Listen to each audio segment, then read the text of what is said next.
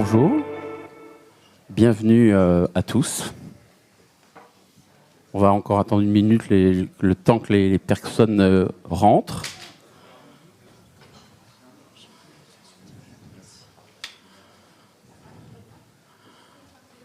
Alors, je vais introduire cette conférence et l'événement Top Transport, 33e édition. Je suis Jérôme Le Tumontois, donc je suis le directeur j'ai la joie d'être le directeur de cet événement, qui est un événement mythique de Marseille, qui se passe depuis des années au Palais du Pharo, et je pense qu'on y est encore pour très longtemps, parce qu'on adore être à Marseille. Voilà, donc un petit mot d'introduction avant que je laisse la parole à Nathalie.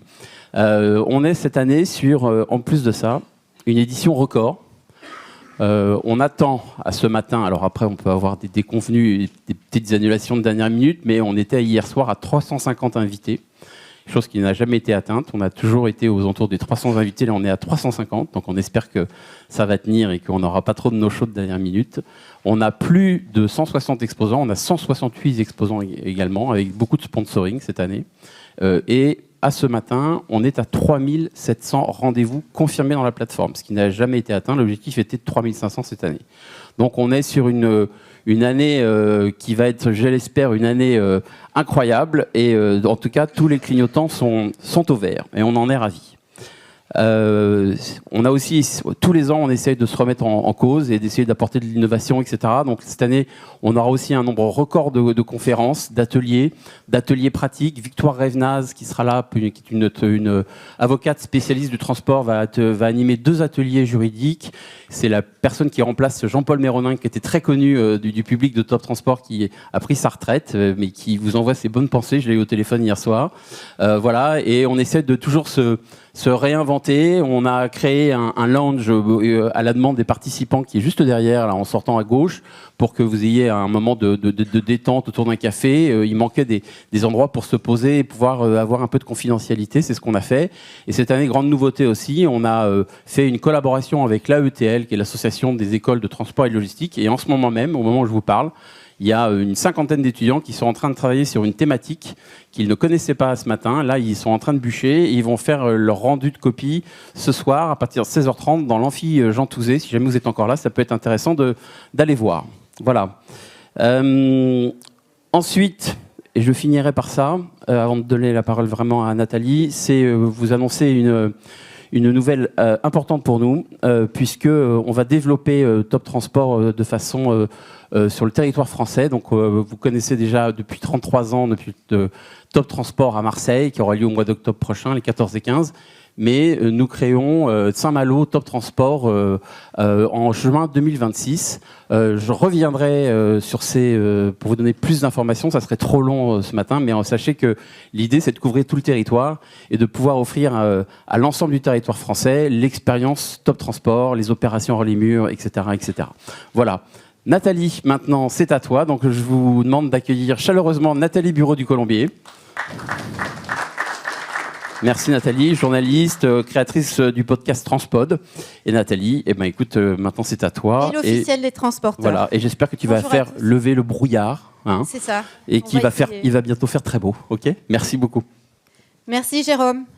Bienvenue à tous. Eh bien, j'ai toujours aimé les petits défis. Un peu fou, et ce matin, on va pas se mentir, parler fiscalité à 9h du matin sur un salon, c'est un peu boire un café très serré, c'est âpre, mais ça réveille. En tout cas, j'espère que ça va vous réveiller. Et pourtant, alors on va parler de fiscalité. Pourquoi ? Parce que la fiscalité conditionne aujourd'hui les investissements, les recrutements, les choix de localisation et bien entendu, la transition écologique. Bienvenue donc à cette table ronde intitulée « Transport et logistique ». Naviguer dans le brouillard fiscal. Dans un environnement marqué par l'instabilité politique, tout le monde le sait, la fiscalité mouvante et un durcissement réglementaire, les acteurs du transport et de la logistique avancent à vue. À cela s'ajoute un calendrier électoral chargé qui entretient encore plus l'incertitude au cours des 2 prochaines années. Et pendant ce temps, la consommation fléchit, les volumes transportés reculent, les entreprises de transport font faillite avec des coûts qui explosent. Alors comment, dans ce contexte, continuer à investir, à innover, à recruter et surtout comment rester compétitif tout en répondant aux exigences croissantes de décarbonation? Avec nous, pour en parler ce matin, 3 experts, 3 intervenants au profil, somme toute, très différents. Ils vont nous livrer leur expérience, leur analyse et surtout leurs conseils pour tenir le cap. J'invite à me rejoindre sur la scène de Top Transport Franck Canata, Manuel Chastagnaré et Sébastien Crussol. On les applaudit. Bonjour monsieur, installez-vous. Franck Canata, vous êtes le président de Transcan, entreprise de transport routier, président de la FNTR et président du MEDEF dans les Alpes-Maritimes. Manuel Chastagnaré, merci d'être là. Vous êtes professeur des universités, directeur du Master 2 Douane au Centre d'études fiscales et financières d'Aix-Marseille Université et consultant. Et Sébastien Crussol, directeur général et fondateur de la Compagnie des Pyrénées, qui produit et commercialise l'eau neuve qui inonde le marché des eaux minérales. Vous les avez ici. Sur le salon. Vous enseignez, Sébastien, les systèmes de paiement internationaux et la RSE au MBA et aux grandes écoles également. Et comme tout bon journaliste, eh bien, je vais à la source. Sébastien, présentez-nous la Compagnie des Pyrénées, véritable outsider sur le marché des eaux minérales. Ouais, tenez, c'est pour vous. Vous voulez pas lancer la vidéo d'abord? Oui, oui. Ah, bah, on va lancer la vidéo.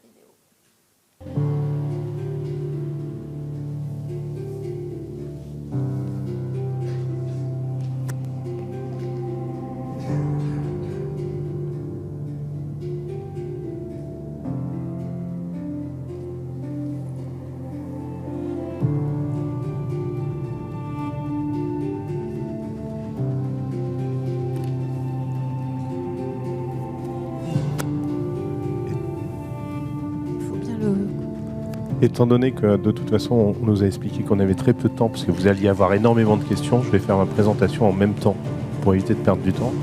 Très rapidement, on est une très jeune entreprise. C'est une création en 2019. On a posé la première pierre en septembre 2019, sorti la première bouteille en avril 2021. Et aujourd'hui, on sert la France, les États-Unis, l'Asie, le Moyen-Orient.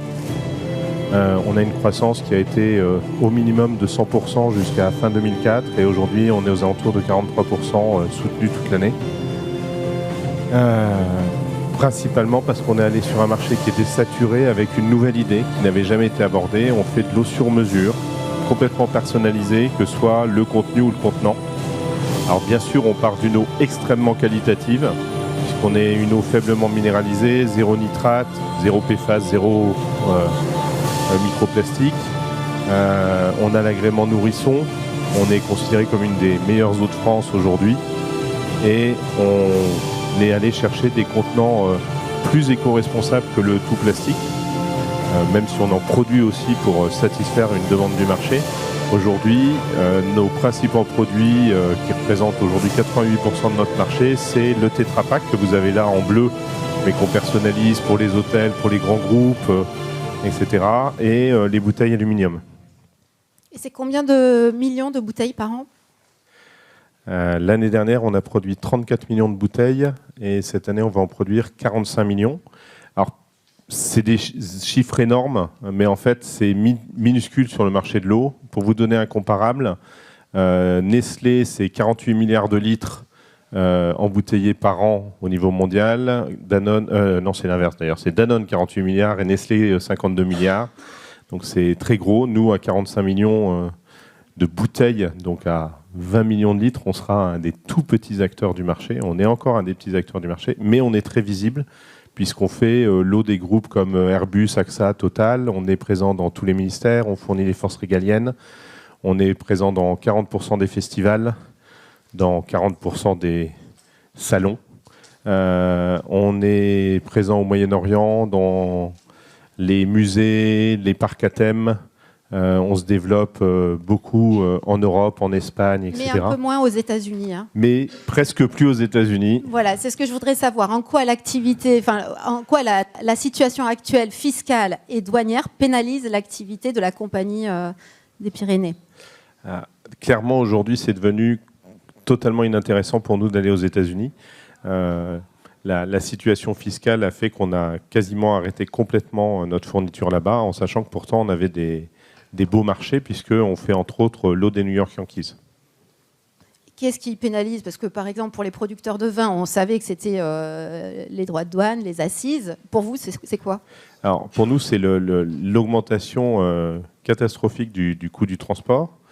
Alors, qui est, bien sûr, l'eau est toujours un sujet un peu compliqué, puisque c'est un produit à faible valeur ajoutée et forte pondération. En revanche, jusqu'à présent, on arrivait à tirer notre épingle du jeu, parce qu'on a quand même des produits, en particulier pour les New York Yankees, on fait des bouteilles aluminium. On avait des produits à plus haute valeur, mais là, malheureusement, la différence n'est plus valable. Merci. Je me tourne vers vous, Manuel. Quels sont les principaux facteurs d'instabilité fiscale aujourd'hui? Bien. Bonjour Nathalie, bonjour à toutes et à tous. Alors, en 5 minutes. La question peut être résolue à peu près en 3-4 heures et encore. Mais c'est vrai qu'il y a des réels facteurs d'instabilité du point de vue fiscal. Alors, d'où je vous parle, moi, je suis un fiscaliste à la fois de formation, de travail, de recherche, et je suis un douanier maintenant depuis 6-7 ans. Et effectivement, il y a différentes sources d'incertitude. Alors, il y en a une qui est très identifiée par chacune et chacun d'entre nous, à savoir que actuellement en France, l'instabilité gouvernementale, parce que c'est celle dont il s'agit, conduit à une instabilité normative. Donc là, le projet de loi de finances est tombé hier en fin d'après-midi. On va voir la discussion parlementaire, mais il y a des gros enjeux pour le transport dans le projet de loi de finances tel qu'il vient d'être déposé. On le sait, la loi de finances a été votée le 14 février 2025, c'est-à-dire avec 1 mois et demi de retard par rapport à ce qui aurait dû être le cas l'an dernier. Donc déjà, premier élément d'incertitude réelle ou de brouillard, pour reprendre le thème de la table ronde, c'est vrai qu'il y a cet élément normatif qui est un vrai enjeu pour les professionnels que vous êtes, accessoirement pour nous les universitaires, parce que ça devient compliqué de suivre l'évolution normative. Donc ça, c'est le premier point. Le deuxième point sur ce brouillard-là, et là je vais rejoindre ce que vient de dire Sébastien, mais peut-être sur l'aspect douanier qui a une implication fiscale, que tout le monde connaît maintenant, et moi, comme directeur du master fiscal, je dis merci Donald Trump. Alors, ne voyez pas là un positionnement politique, mais ça a permis de mettre les droits de douane, de faire connaître les droits de douane aux non-initiés. Et donc, effectivement, la surtaxation douanière est un énorme enjeu. Et là aussi, on a des zones d'incertitude énormes. La vérité du matin n'est plus celle d'après-midi aux États-Unis. Je ne sais pas si vous avez suivi, la semaine dernière, la Chine est en train de mettre en place, à application 9 novembre, donc c'est-à-dire demain, ce qu'on appelle des mesures d'export-contrôle sur l'utilisation des terres rares et sur les matériaux et sur les composants qu'ils utilisent. Là, on parle d'une mesure qui va avoir des incidences énormes sur les professionnels à très brève échéance. Donc là, c'est une incertitude. Réponse américaine, on va appliquer droit de douane 100%. Là, je vous parle de la semaine dernière, pas de cet été, pas d'hier. Oui, ça, c'est un facteur nouveau. Ça va très, très vite. Ça va très vite et il y a l'utilisation de la fiscalité, en l'occurrence douanière, à des fins qui sont politiques, de négociations commerciales, etc. C'est une arme, commerciale. Voilà. Donc ça, c'est une certitude. Et le dernier point, qui serait peut-être plutôt un point d'optimisme. Quand je dis dernier point, c'est pour respecter un peu la contrainte temporelle. Le point d'optimisme, c'est qu'en réalité, c'est vrai qu'on a des zones d'incertitude, mais il y a aussi des éléments qui sont des éléments de stabilité. Si on évoque la TVA, la TVA qui est un impôt fondamental pour les recettes publiques comme pour les professionnels et évidemment pour les destinataires, il y a une stabilité de ces éléments-là. Lorsqu'on parle de la douane, vous allez vous référer à ce qu'on appelle la nomenclature douanière, le SH, le système harmonisé. Eh bien, on a cette nomenclature qui est stable avec des accords internationaux qui conduisent à cette stabilité. Donc ça, ces éléments-là sont justes. L'imposition des sociétés, je parle de leurs bénéfices, peut-être qu'on reviendra sur les grosses sociétés, là aussi il y a une stabilité de la norme. Donc de ce point de vue-là, moi je ne voudrais pas que le brouillard qui est une réalité, en tout cas les incertitudes qui sont des réalités, ne doivent pas occulter l'existence aussi d'une certaine forme de stabilité. Mais je sais que Franck va peut-être être en désaccord avec moi. Donc il y a des piliers fiscaux. En tout cas des piliers et en tout cas des caps qui restent assez stables. Il n'y a pas une remise en cause fondamentale du système fiscal, ni français, ni même au niveau européen. Alors justement, Franck, je me tourne vers vous, puisqu'avec une dette publique de l'État à 3 400 milliards d'euros à ce jour, l'État cherche par tous les moyens à faire des économies. Qu'est-ce qui attend les chefs d'entreprise globalement et puis les entreprises de transport et les chargeurs ? Alors difficile à dire parce que tous les jours, la règle du jeu change. Donc automatiquement, c'est assez compliqué d'arriver à se positionner de façon certaine ou tout le monde avoir une vision assez claire sur le sujet. Effectivement, la dette de la France, on la connaît tous, elle est abyssale. En l'état actuel des choses, elle est intenable. On ne pourra pas continuer à la supporter. C'est assez évident, je pense, pour tous. Et notre modèle aujourd'hui continue à aller dans le sens curseur, on l'augmente pour assumer les dépenses de l'État systématiquement et jamais réfléchir à comment économiser, comment performer, y compris au niveau de l'État. C'est ce que fait toutes les entreprises. Je pense qu'il y a des chefs d'entreprise dans la salle. Toutes les entreprises sont capables de mener un budget, sont capables de faire des économies sur leur budget, sont capables de se réinventer, réajuster leur mode opératoire pour être plus compétitifs, pour être compétitifs dans un environnement, quelle que soit sa branche, parce qu'on a des concurrents. Et lorsqu'on a un concurrent, il y a un marché, on ne peut pas vendre plus cher que le marché. Ce n'est pas possible. L'État est capable de le faire en augmentant systématiquement par des superfuges, malgré une stabilité de la TVA, c'est vrai, malgré une stabilité de l'impôt sur les sociétés, c'est vrai, mais en rajoutant systématiquement, par petites touches, intelligemment Ça a toujours été, positionnées.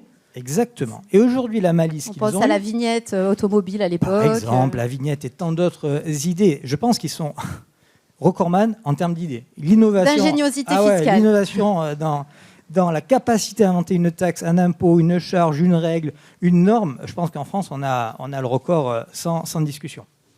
La problématique aujourd'hui, c'est qu'elle est détournée en utilisant les régions, en utilisant des points, je dirais, précis pour ne plus que ce soit une taxe nationale, mais que ça devienne une taxe régionale, qui passe plus facilement. Par exemple, la taxe Airpass, pour ceux qui sont en Alsace, par exemple, qui ont dû subir en pleine année un surcoût de 0,15 centimes du kilomètre en utilisant les autoroutes, prétendument pour équilibrer la Weckermaut en Allemagne, le péage allemand. Le péage allemand, mais pour autant qui s'applique y compris aux acteurs français, aux acteurs alsaciens, qui n'avaient pas prévu dans leur budget une telle surcharge. De combien ? 0,15 centimes du kilomètre. 0,15. Récemment, la VMR, le versement mobilité régional. Là encore, 0,15% de la masse salariale. On l'a eu en région sud. Que les régions ne seront pas obligées d'appliquer. Mais que la région sud a appliqué. Effectivement, heureusement que toutes les régions ne l'ont pas appliqué, mais ça amène une concurrence déloyale entre régions. Certains l'appliquent, certains ne l'appliquent pas. Comment est-ce qu'on se retrouve dans cette situation lorsqu'on est chef d'entreprise ? Et l'originalité du MEDEF que vous représentez, c'est que vous avez quand même réussi à négocier le taux de ce versement auprès de votre président de région. Alors oui, il s'est engagé à réduire de façon significative, puisqu'on le divise par 2 au 1er janvier 2026. En tout cas, c'est ce qui a été annoncé. Passer de 0,15 à 0,08% de la masse salariale, mais c'est encore 0,08% d'impôts de production complémentaires. Là où nous sommes déjà les recordman dans la matière. Je pense que ça mérite de se poser quelques questions. Très bien. Et alors, je parlais en introduction du calendrier électoral à venir. Est-ce que d'ores et déjà, vous sentez un frein aux investissements, une forme d'attentisme qui rajoute déjà à la période d'incertitude depuis la dissolution de l'Assemblée nationale ? Un chef d'entreprise, par nature, doit avoir une visibilité à long terme pour pouvoir avancer, pour pouvoir innover, pour pouvoir entreprendre, pour pouvoir se développer. Monsieur en fait partie, d'ailleurs, félicitations pour votre développement vraiment exceptionnel.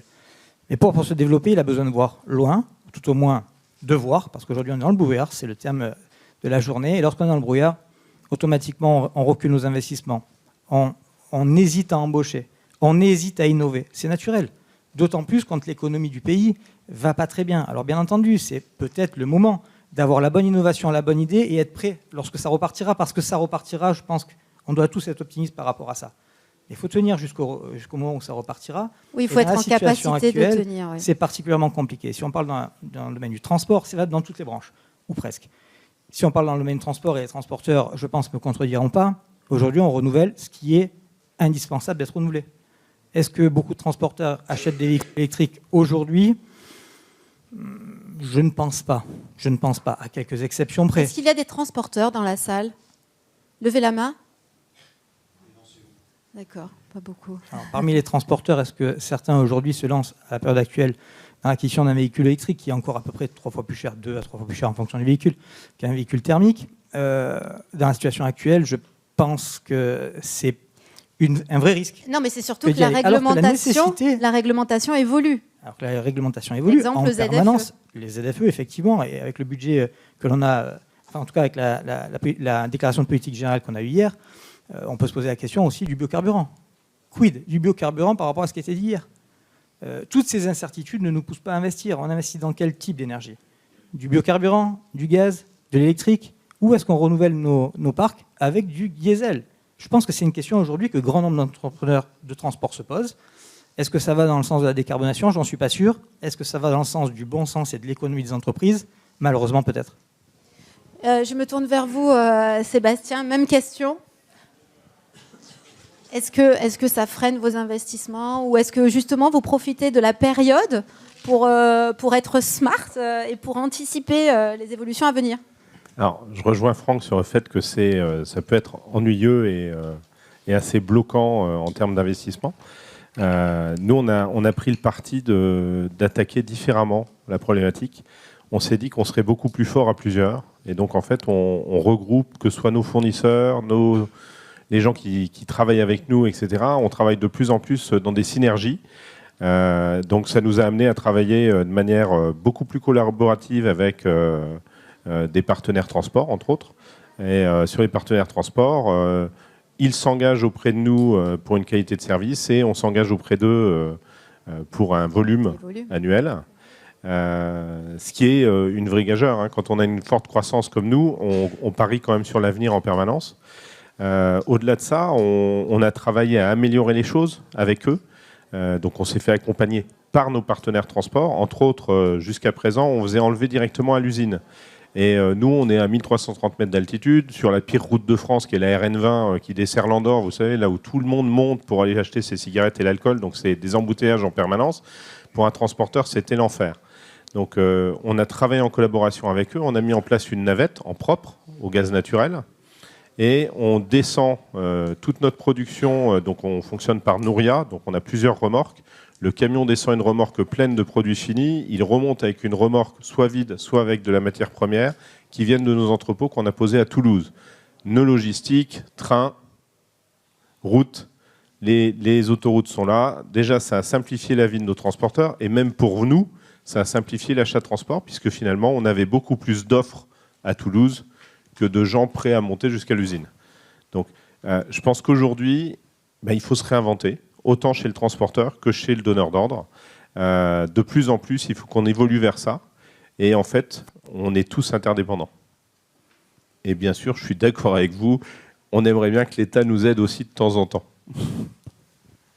Alors, au-delà de la fiscalité, puisqu'on a parlé dans cette première séquence de fiscalité, la transition écologique prend beaucoup de place, vous l'avez évoqué, Franck, et elle a une incidence directe sur la vie des entreprises.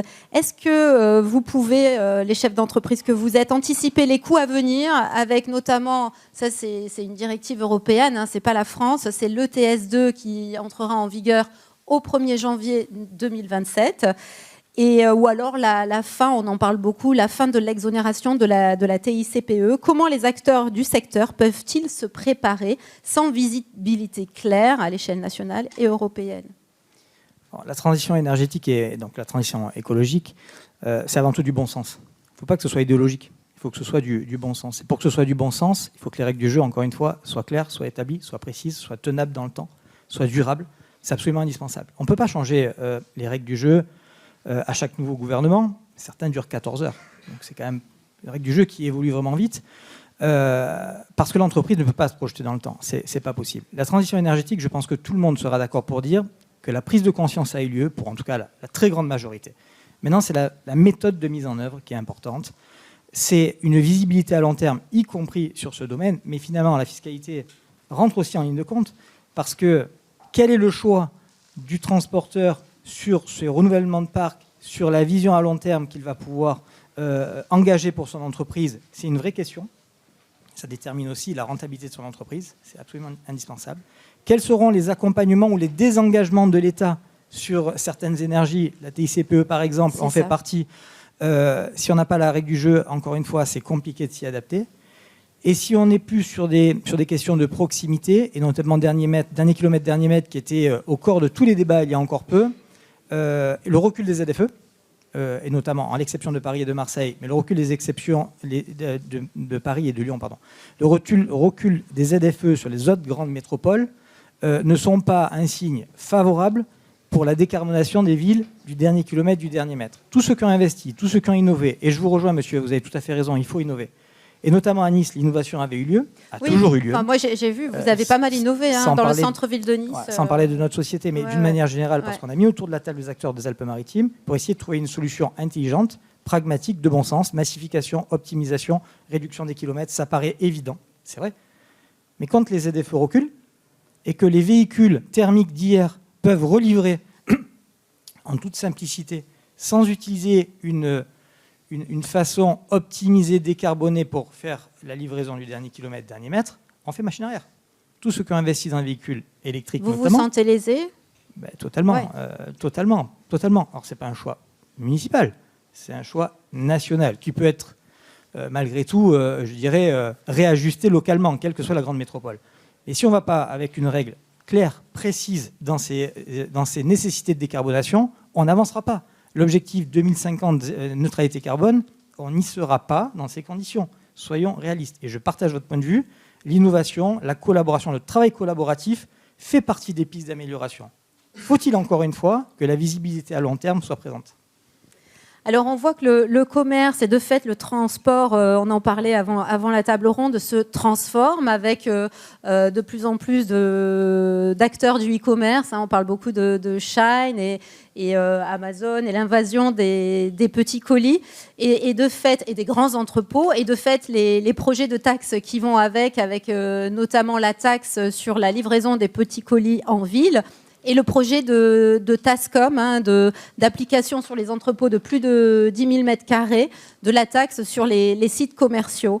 Alors, quelles seront les conséquences de ces deux taxes si elles venaient à être vraiment être introduites ? Alors, ces taxes sont effectivement discutables. Est-ce qu'il le faut ? Est-ce que ça permettrait de réduire les commandes sur Internet, des acteurs que vous avez cités notamment, pas que ? Peut-être. Est-ce que taxer un bâtiment de plus de 10 000 m² va permettre de réduire le nombre de bâtiments en France ? Je ne suis pas sûr. Est-ce que ça permet d'avoir une manne financière pour l'État ? Très certainement. Mais on oublie quelqu'un, un acteur indispensable, c'est le concitoyen, c'est le consommateur. Est-ce qu'aujourd'hui, le consommateur et son pouvoir d'achat en baisse est capable de payer le même produit plus cher ? J'en suis pas certain. Et lui, on l'oublie. Tout comme le logement des actifs et les actifs d'ailleurs, mais c'est un autre sujet. C'est les oubliés, le consommateur, celui qui va acheter le produit. Si on rajoute toutes ces taxes, pour une fois encore contrebalancer des dépenses excessives qui passent à la caisse, l'entreprise, puis le consommateur qui n'a plus la capacité à payer plus cher le même produit. Je pense que c'est l'effet inverse, encore une fois, qu'il faut faire. C'est réduire le budget d'État pour pouvoir maintenir nos prix et être compétitifs avec nos voisins, mais néanmoins concurrents européens. Ne l'oublions pas, les Italiens et les Espagnols notamment, les Portugais, ou encore les Grecs et les Polonais, par exemple, avant sa marche forcée, où les Allemands et nous piétinons depuis quelques temps déjà. Oui. Manuel, que pensez-vous de ces projets de nouvelles taxes et sur la nouvelle organisation du commerce mondial ? Alors, je vais vous répondre à moitié, Nathalie, parce que je vais d'abord répondre à quelques éléments précédents, puisque je n'ai pas encore eu la parole sur ces points-là. Alors déjà, sur la gestion de l'État et des collectivités locales, il faut faire attention, et publiques, il faut faire attention, on est très contraints, nous aussi, et nos budgets diminuent. C'est-à-dire que, là, je vais parler en tant qu'universitaire, je vous garantis qu'on est très contrôlé et que malheureusement, on a beaucoup et j'allais dire tant mieux, de restrictions budgétaires. Donc ça, c'est une réalité de terrain. Et vous savez, peut-être l'hôpital, on en parle plus que l'université. Je vous garantis que l'université, c'est cette logique-là. Sur la créativité fiscale, là encore, moi, je suis assez... Je ne sais pas pour contredire Franck, mais je pense que la créativité n'est pas un gros mot. Pour une raison simple, c'est que la norme, qu'elle soit fiscale ou dans n'importe quel domaine sociétal, a vocation à évoluer. Et la norme a vocation aussi à s'adapter à l'environnement dans lequel elle va s'appliquer. Je vais prendre deux exemples. Le premier, la taxe sur les services numériques. Vous l'avez entendu parler, c'est la taxe GAFA. La taxe sur les services numériques, est-ce que c'est mauvais ? Moi, de mon point de vue, c'est très bien. Ça rapporte presque 1 milliard à la France. Et c'était une taxe à l'origine européenne, donc ce n'est pas une créativité française, c'était européen, mais l'accord n'a pas été trouvé. Et cette taxe sur les services numériques permet de répondre à un élément qui est assez simple, qui est certaines entreprises du coup concurrence de manière totalement déloyale les entreprises françaises en n'étant pas fiscalité en France. Et là, évidemment, on pense à ces acteurs du numérique. Donc la taxe GAFA permet de taxer un chiffre d'affaires qui est réalisé en France. C'est une bonne créativité. Je prends un deuxième exemple. sur l'exemple alsacien. Alors l'exemple alsacien est porté par la communauté territoriale alsacienne et répond à un élément, et là aussi, la fiscalité, c'est un outil. C'est un couteau suisse, hein, donc on s'en sert pour plein de choses. Alors quand ça va pas, on reproche des éléments à la fiscalité, puis quand ça va, on dit c'est génial. Bon, c'est vrai qu'on le dit, on dit rarement parce que souvent on espère que les autres vont payer l'impôt. Mais le projet, parce qu'on est au projet pour le moment, hein, donc de mémoire, je crois que c'est la mise en œuvre serait en 2027 sur la taxe kilométrique. Elle intervient parce que il y a eu un échec de la taxe poids lourd. Là, on pourra peut-être y revenir. Et 2, ça répond juste à un élément, c'est que depuis 2005, les Allemands ont une taxe kilométrique. C'est-à-dire que nous, enfin là je parle pour ma belle famille alsacienne, on a donc une autoroute, enfin une voie rapide gratuite qui a des enjeux de financement, donc d'infrastructure, et il y a aussi des enjeux de pollution. Donc l'enjeu aussi de la fiscalité n'est pas simplement un enjeu de taxation, c'est un enjeu, est-ce que ça répond à des éléments pour limiter des externalités négatives. Exactement. Alors après, là où je suis tout à fait d'accord, l'universitaire que je suis, c'est pas pour dire la fiscalité française est géniale et tout va très bien. C'est pour dire qu'il faut parfois aussi avoir cette nécessité de l'évolution, et certaines évolutions sont positives. Là où je ne contredirais pas Franck et Sébastien, c'est qu'effectivement, il y a une nécessité que la norme soit lisible et que la norme soit d'application pérenne.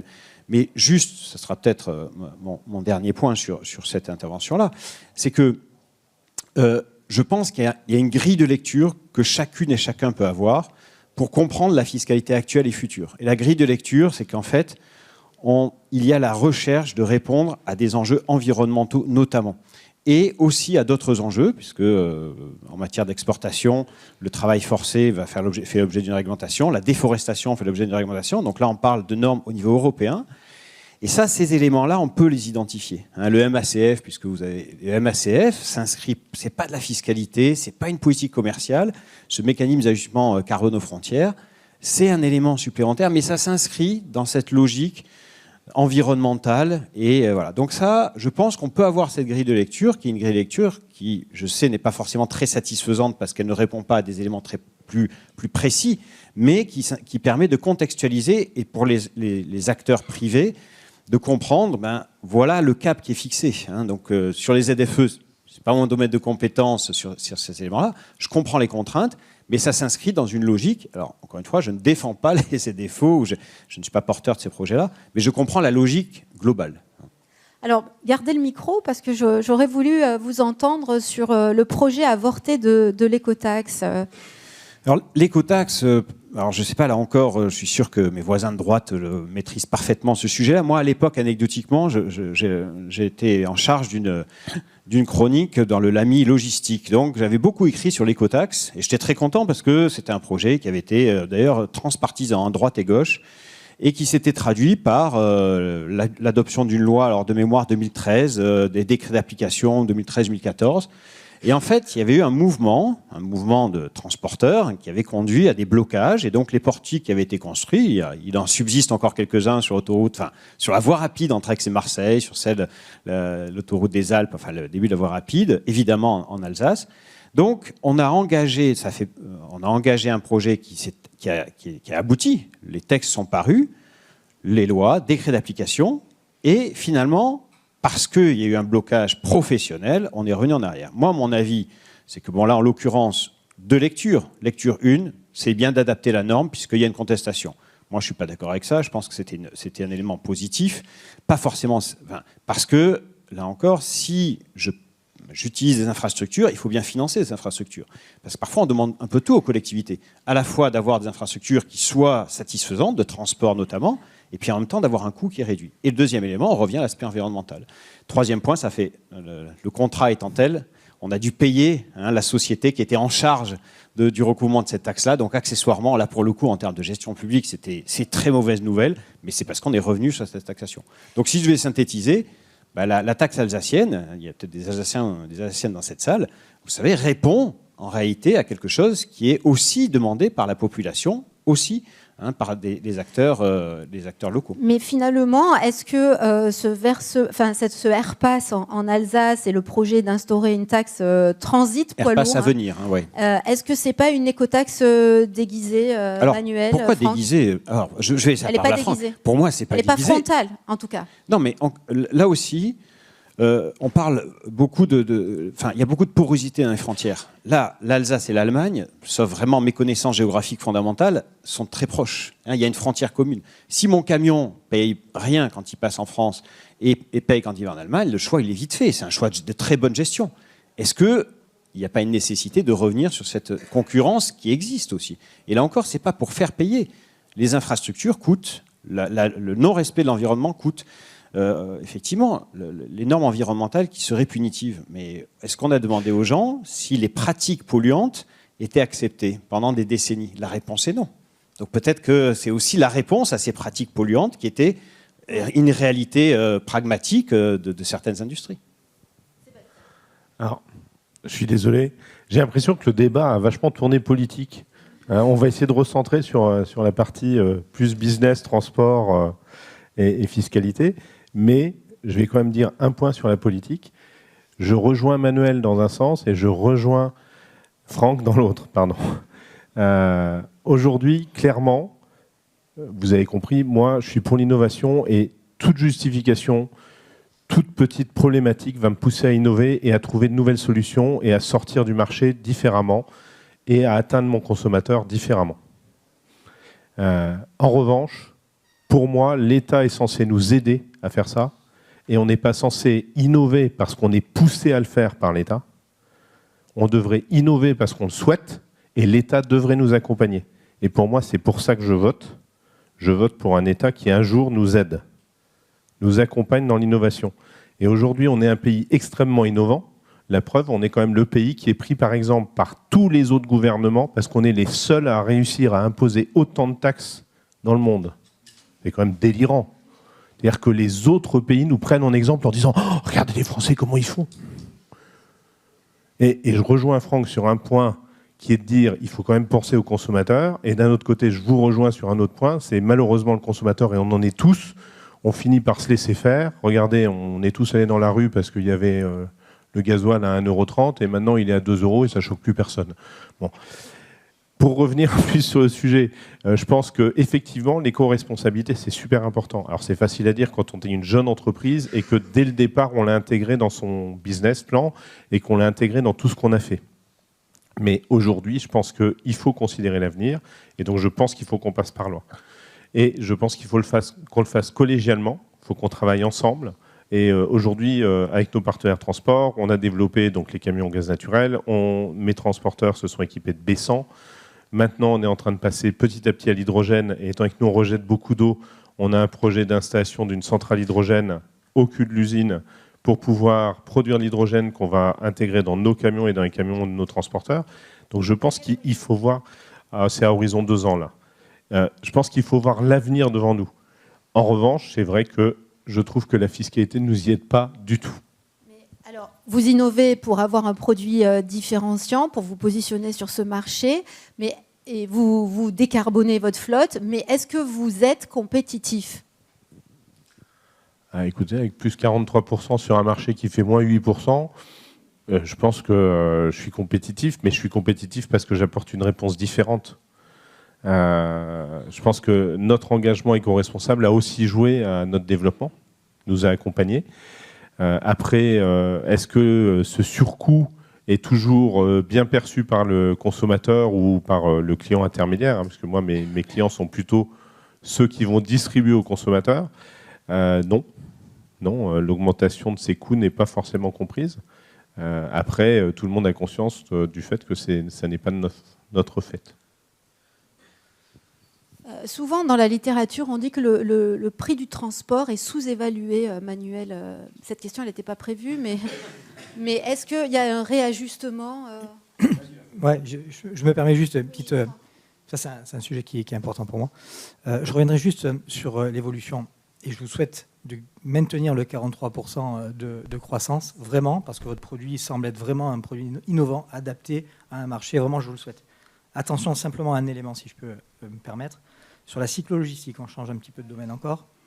Les taux de progression ont été bien au-delà encore. Ça a duré 3 ans. Il n'y a plus de cyclo-logisticiens, ou presque. Sur la cyclo-logistique, le dernier kilomètre en vélo, c'est un exemple. Innovant, adapté, décarboné, parfait, recul des ZFE, prix non compétitif en termes de prix. Idéologiquement, ça fonctionne, pratiquement, ça ne fonctionne moins bien. Recul aussi rapide, voire même bien plus rapide que la progression. Juste gardons ça en tête. Attention, attention. Pourquoi ? Fiscalité, une fois encore, absence de visibilité à long terme, absence de visibilité, je pense que c'est le bon terme. Sur les prix du transport. Une anecdote, alors je ne suis pas très vieux, j'ai commencé très jeune par contre, parce que j'ai eu la chance de pouvoir être affréteur l'été dans une boîte qu'avait à l'époque mon papa. Et donc l'été, j'étais affréteur pour le mois d'août, ça faisait partie de mon job d'été. À cette époque-là, on vendait 10 francs, c'est des francs. On vendait 10 francs du kilomètre en affrètement. Traditionnellement, c'est à peu près 10 balles. Au-dessus de 10 balles, on gagne de l'argent. C'était très bien. En dessous, ça passait encore, c'était 10 francs. C'était il y a 30 ans. Aujourd'hui, quand on vend 1,50 € du kilomètre à transport égal, comparable, on n'est pas sur du spécifique, on est vraiment sur le même type de transport, c'est bien vendu. Donc ça 1,50 €, 10 balles, le prix ça a baissé. Voilà, 30 ans après. C'est juste un exemple parmi tant d'autres. Par contre, je ne suis pas persuadé que les charges aient baissé. Je ne vois pas quelles pourraient être les charges qui ont baissé en 30 ans. Voilà un exemple concret. Votre appréciation, Manuel, sur le prix du transport, Oui. est-ce qu'il est sous-évalué ? Est-ce qu'il est appelé à augmenter ? Non, mais après, alors je ne vais pas rentrer dans des champs qui ne sont pas mes domaines de compétences, mais en revanche, sur les enjeux de coût du transport, on le sait, il y a des enjeux qui sont parfois des enjeux fiscaux, et là, pour le coup, on peut les identifier et voir des évolutions, mais après, dans le coût du transport, il y a aussi les prélèvements sociaux qui sont à prendre en compte, et puis il y a évidemment les aspects énergétiques. Alors vous allez me dire, les aspects énergétiques sont indissociables de la fiscalité, c'est juste, mais sont aussi indissociables du coût des produits eux-mêmes. Donc, et l'autre élément, c'est que sur les réflexions fiscales, moi j'insiste réellement sur le fait que je suis 100% d'accord sur le fait que la norme fiscale doit être prévisible. Et dans le projet de loi de finances, d'ailleurs, de hier, il y a une insistance dans la communication qui est faite pour dire attention, là, on vous promet des éléments stables sur 3 ans. Donc ça, cet enjeu-là, il existe. Maintenant, il est identifié. Est-ce que pour autant c'est une réalité ? Moi, je ne vais pas le défendre. Je ne vais pas défendre le fait qu'aujourd'hui, la norme fiscale est prévisible en tous ces domaines. Ça n'est pas vrai. Notamment sur ces taxations spécifiques. On n'a pas parlé mais quand il y a la taxe de solidarité sur les billets d'avion, ouais, il y a des éléments qui répondent parfois à, là encore, une créativité, une nécessité, je ne sais pas, mais c'est vrai qui crée une nouveauté. Il y a la taxe sur les billets d'avion, mais le transport aérien ne s'est jamais aussi bien porté. Exactement, tout à fait. Donc, et la taxe peut être éventuellement pas forcément très énorme, y compris pour Ryanair. Mais voilà, donc ces éléments-là, vous avez parlé de la taxe sur les petits colis. Donc là, je suis en train de parler d'une actualité qui est celle de hier soir, puisque la taxe sur les petits colis, 2 €, si je ne dis pas de bêtises, c'est 2 ou 3, sur les petits colis, donc valeur inférieure à 150 €. Pourquoi ? Parce que là, il y a un problème qui est un problème mondial de ces petits colis. Les États-Unis ont une approche radicale qui est de supprimer la franchise à 800 $ en disant on arrête, voilà, maintenant on taxe dès le premier euro. Au niveau de l'Union européenne, la TVA s'applique dès le premier euro, donc quelle que soit la valeur. Mais en revanche, les droits de douane ne s'appliquent qu'à compter de 150 €. Donc cette taxe-là, pour le moment, mais moi j'ai même un doute sur est-ce que juridiquement elle tient la route, j'en sais rien. J'ai un doute, je vous le dis franchement, quand j'ai vu ça hier soir. Donc là, c'est pour répondre à un élément, alors c'est vrai, de concurrence, notamment de la Chine. Donc il y a une réponse, il y a l'utilisation de la fiscalité pour une réponse à la fois budgétaire, ça peut faire entrer de l'argent, et puis pour une réponse qui est une réponse l'argument qui est dans les dispositifs de la science, c'est de dire ça va permettre d'atténuer la concurrence déloyale de la part de certains opérateurs en Chine. Donc là, moi, je n'ai pas d'avis sur ça. J'ai juste une vision technique sur cet élément-là. Est-ce que c'est positif ? Est-ce que ce n'est pas ? Sincèrement, je n'ai pas d'avis à ce stade. Voilà, on se revoit dans 3 ans. Je vous dirai si c'est une bonne ou une mauvaise idée. Vous voyez, donc ça, c'est là l'universitaire ne sert à rien. C'est-à-dire que je pourrais faire une analyse que effectivement, si je peux avoir des intuitions, mais là, intuitivement, ça semble cohérent. Peut-être que ça sera très lourd pour les professionnels et pas efficace. Sébastien, je fais très très vite. J'ai entendu stabilité fiscale sur 3 ans. Tout à l'heure, on a posé la question, est-ce qu'il y a des transporteurs dans la salle ? Est-ce qu'il y a des chefs d'entreprise dans la salle ? Vous battez pas, hein ? Bon. Très honnêtement, j'entends, mais vous savez qu'investir en entreprise, et Franck va me rejoindre, ça ne se fait pas sur 3 ans. Hein. Donc une stabilité fiscale sur 3 ans, pour moi, c'est une supercherie. Je vous arrête parce que vous avez. Je ne suis pas le rédacteur. Je ne suis pas le rédacteur de la loi. Je vous dis juste ce qu'il y a dans les dispositifs pour dire qu'ils essayent. Alors je suis d'accord avec vous. Ils essayent de rassurer, mais c'est pas moi qui ai rédigé. Hein. Moi, je vous dirais sur 10 ans, 20 ans. C'est un semblant de visibilité. Oui, je sais. Peut-être juste. Rapidement, parce que je voudrais qu'on donne quand même des conseils. Juste pour 2 mots sur les petits colis. Rétablir une concurrence à l'échelle mondiale sur le e-commerce, et notamment avec les impacts qu'il y a sur le territoire, ça ne me semble pas illogique. Mais il faut penser au consommateur, je l'ai dit tout à l'heure, à celui qui achète. Au-delà de cette problématique, on dit 150 €, pas de taxe, au-delà de 150 €, taxe. Que ferait le consommateur si ça passait ? Il va acheter à plus d'endroits différents, il y aura plus de colis différents, ça va dans le sens inverse de la décoordination, de l'optimisation, de la rationalisation. On a encore une fois tout faux. On a encore une fois tout faux. Tout faux. Les Américains, dès le 1er euro, et au niveau européen, la taxation douanière va arriver à 0 €. Oui, mais si on met un cap, enfin une butée, une borne à 150 €, on va faire des achats de moins de 150 €, on va multiplier les colis. On va aller à l'encontre de la décarbonation.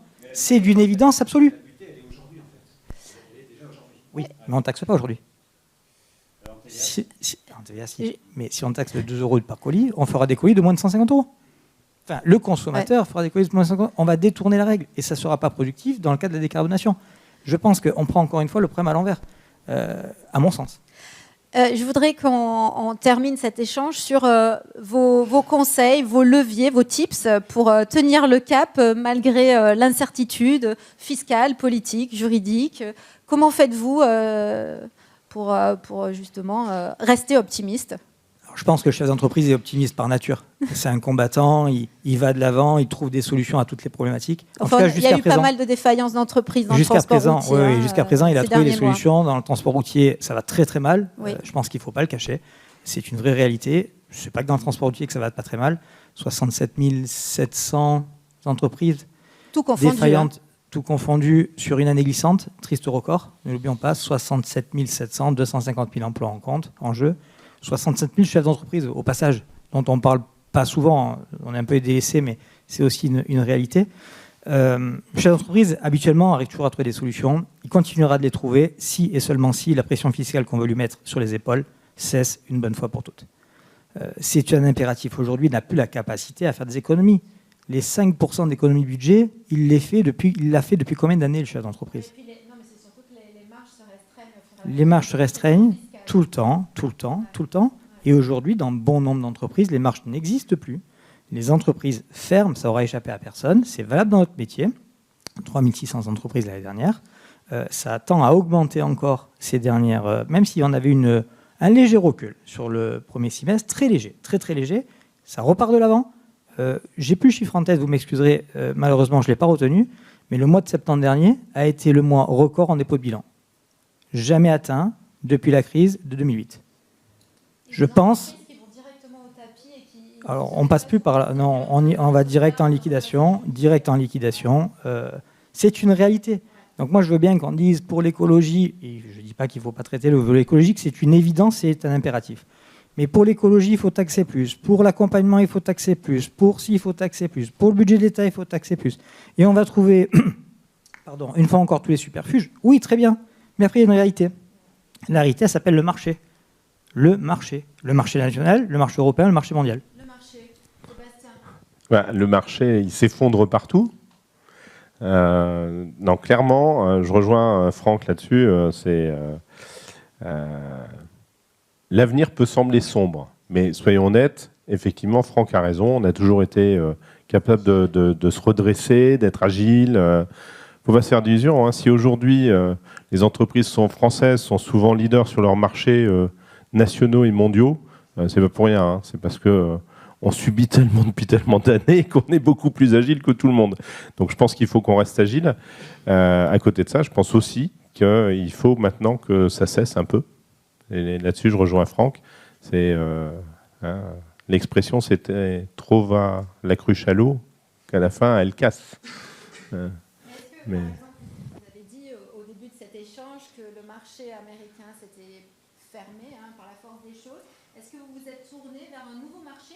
Ou alors, est-ce que, compte tenu de votre ADN très pro-développement durable, vous n'allez pas sur certains marchés parce que ce serait une aberration écologique? Alors clairement, nous, on reste une petite entreprise, donc une petite entreprise, elle a plus de facilité à croître qu'une grosse déjà établie. Parce que 6% de croissance sur une entreprise qui fait 1 milliard, c'est énorme. 43% de croissance sur une entreprise qui fait 15 millions, c'est plus raisonnable. Il est clair que la fermeture des États-Unis pour nous, on s'est retourné vers d'autres marchés. Donc on a attaqué le marché espagnol qu'on ne connaissait pas du tout. Donc c'est juste à côté. On s'est beaucoup plus ouvert au Moyen-Orient. En revanche, effectivement, on se refuse certains marchés. Par exemple, on a des demandes en Inde et on refuse d'aller en Inde. Alors ça peut paraître bizarre parce qu'il y a beaucoup d'argent. Mais en fait, ça fait partie de nos engagements. On créerait une empreinte carbone importante puisque il y a moins de bateaux qui vont vers l'Inde. En revanche, on ne s'interdit pas d'aller en Asie. Alors les gens me disent pourquoi, quelle est la corrélation? En fait, c'est qu'en Asie, il y a énormément de bateaux qui partent à vide de France vers l'Asie. Donc, je ne crée pas d'empreinte carbone.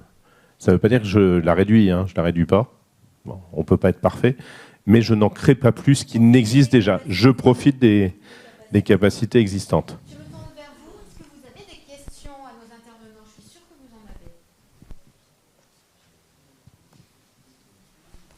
N'oubliez pas de vous présenter, jeune homme. Bonjour, Mehdi, Société City, dans le domaine un industriel dans le domaine de l'hygiène et de la santé. Moi, j'avais juste une petite question.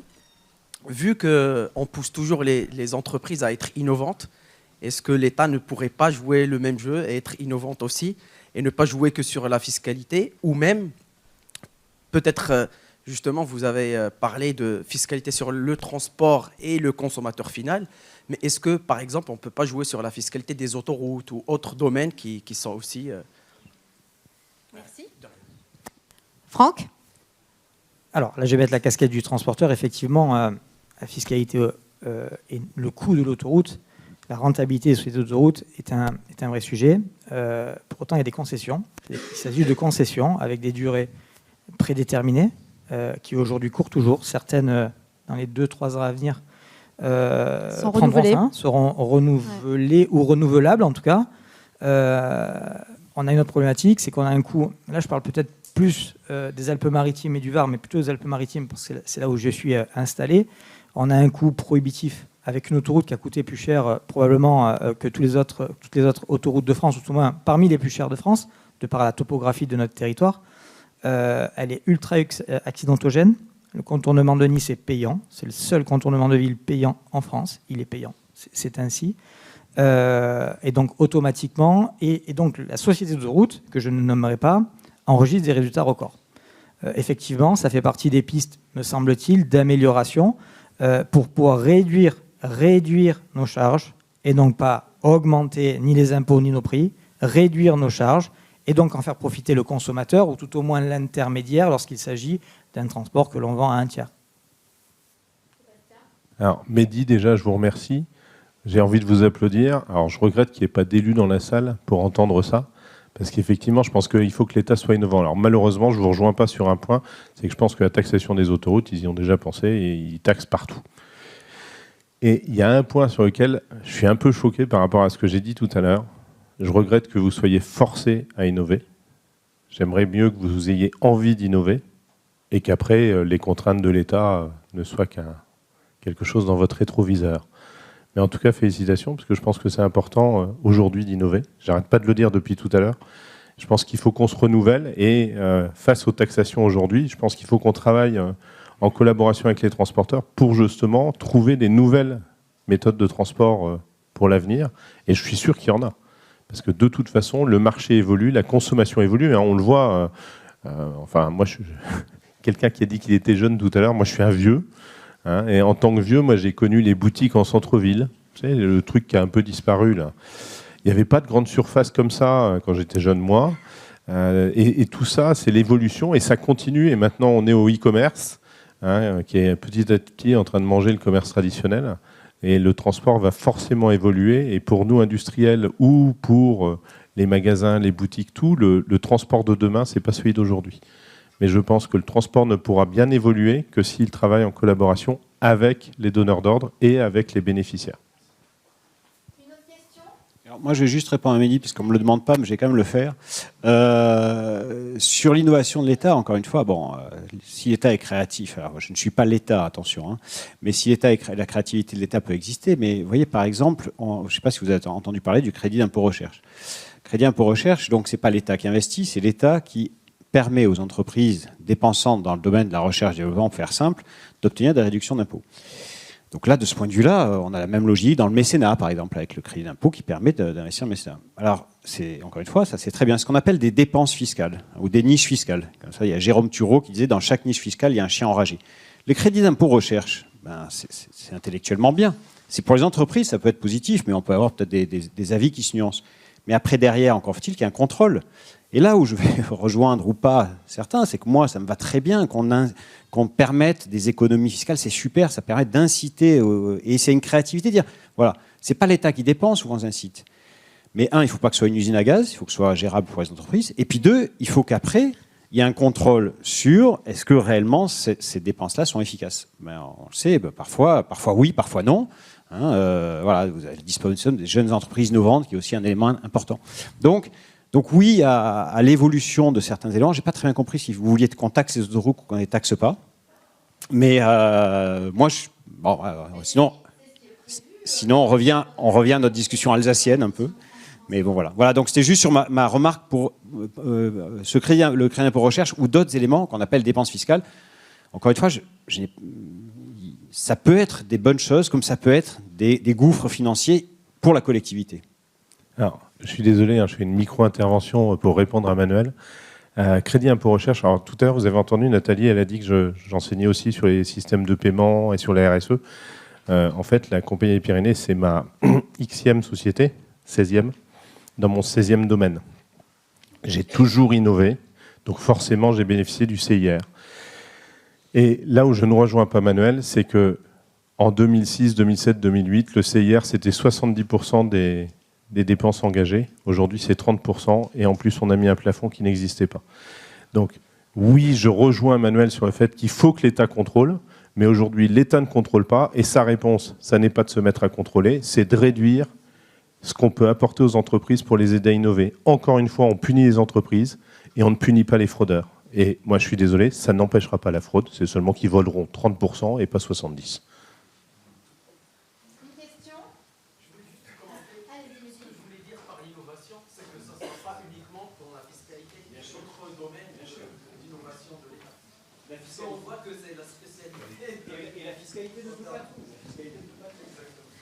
Eh bien, écoutez, merci. Si vous avez plus de questions, on va remercier nos intervenants chaleureusement.